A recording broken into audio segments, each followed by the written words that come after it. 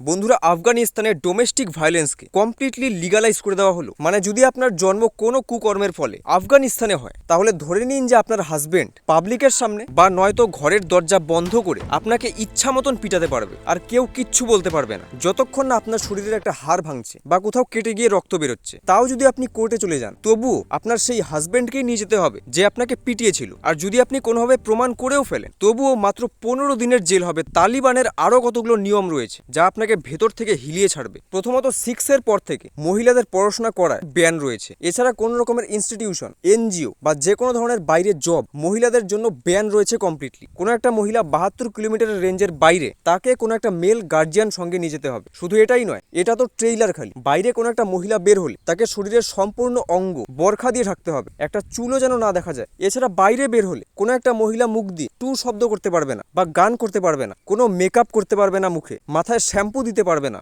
এছাড়া 2026-এর latest তালিবানি rule, কোনো একটা মহিলাকে তার হাজবেন্ড ইচ্ছা মতন পিটাতে পারবে যতক্ষণ না তার মন সন্তুষ্ট হচ্ছে, তা পাবলিক প্লেসও হোক না কেন। আর দুর্ভাগ্যবশত কোনো একটা মহিলা যদি ঘর থেকে পালিয়ে কোনো একটা আত্মীয়ের বাড়িতে আশ্রয় নেয়, তাহলে সেই মহিলাকে 3 মাসের জন্য জেলে পাঠিয়ে দেওয়া হয়। আর জেলেও চলে প্রচুর অত্যাচার। ভিডিওটাকে শেয়ার অবশ্যই করবেন।